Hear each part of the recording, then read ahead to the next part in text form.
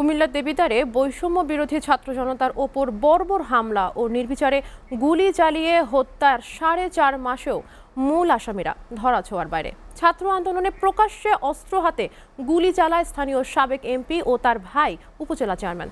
এমন কিছু ছবি ঘুরছে সামাজিক যোগাযোগ মাধ্যমে। বিষয়টি নিয়ে স্থানীয়রা ক্ষোভ প্রকাশ করলেও পুলিশ জানায় তাদের ধরতে অভিযান অব্যাহত রয়েছে। কুমিল্লা থেকে রফিকুল ইসলামের প্রতিবেদন। গেল বছরের 4 আগস্ট এভাবে অস্ত্র হাতে ছাত্র জনতার আন্দোলনে হামলা ও নির্বিচারে অস্ত্র হাতে গুলি চালায় কুমিল্লা 4 আসনের সাবেক এমপি আবুল কালাম আজাদ ও তার ভাই উপজেলা চেয়ারম্যান মামুনুর রশিদ। সেদিন শহীদ হন স্বেচ্ছাসেবক দল নেতা আব্দুর রাজ্জাক রুবেল। ওই দিনের ঘটনায় গুলিবিদ্ধ সহ আহত হয় অন্তত অর্ধ শতাধিক ছাত্র জনতা। এমন একটি ভিডিও ফুটেজ এসেছে এসএটিভির হাতে, যেখানে দেখা যাচ্ছে প্রকাশ্যে জনসম্মুখে গুলি চালাচ্ছেন সাবেক এমপি আবুল কালাম আজাদ, সাথে তার গুন্ডা বাহিনী নির্মম নির্যাতন চালাচ্ছে ছাত্রদের উপর। এই ঘটনার মামলায় সাবেক এমপি উপজেলা চেয়ারম্যান সহ 70 জনের নাম উল্লেখ ও 200 জনকে অজ্ঞাত আসামি করে দুটো মামলা হয়েছে। স্থানীয়দের অভিযোগ, আসামি শনাক্ত হলেও অদৃশ্য কারণে তাদেরকে ধরছে না পুলিশ। আমার স্বামীটারে তারা এইভাবে মারছে, নির্মম ভাবে মারছে, এমন ভাবে মারছে পুরো শরীরের এক একটা হাড্ডি মনে হয় আস্থা রাখছে না। খুনি তো প্রকাশ্যে ঘুরতেছে, দেবিদ্বারে তো ঘুরতেছে, এলাকারে তো খুনি, কেউ তো এখনো ধরতেছে না।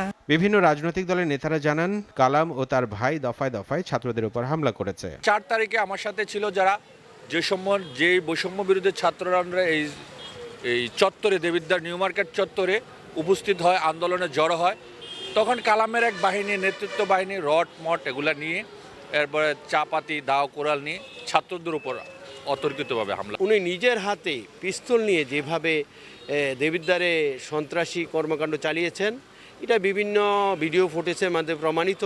আওয়ামী ফেসিবাদের দোসররা সাদ্দামের উপর দাও লাঠি সোটা নিয়ে হামলা চালিয়ে তাকে স্পটেই নিহত করা হয়। আমরা চাই প্রশাসন তাদের বিরুদ্ধে ব্যবস্থা নিক। স্বেচ্ছাসেবক দলের সাংগঠনিক সম্পাদক রুবেলকে গুলি করেছে, দেবিদ্বার শান্তিপ্রিয় দেবিদ্বারকে অশান্ত করেছে তার ভাই। বাংলাদেশে যত জায়গায় যত সমস্যা হয়েছে, দেবিদ্বারে কিন্তু সবচেয়ে 11 জন আপনার ওই দিনকে আপনার মার্ডার হয়েছিল। আন্দোলনরত ছাত্ররা জানায়, ওই দিন কালাম বাহিনীর গুলিতে শহীদ হন দেবিদ্বারের ছাত্র রুবেল।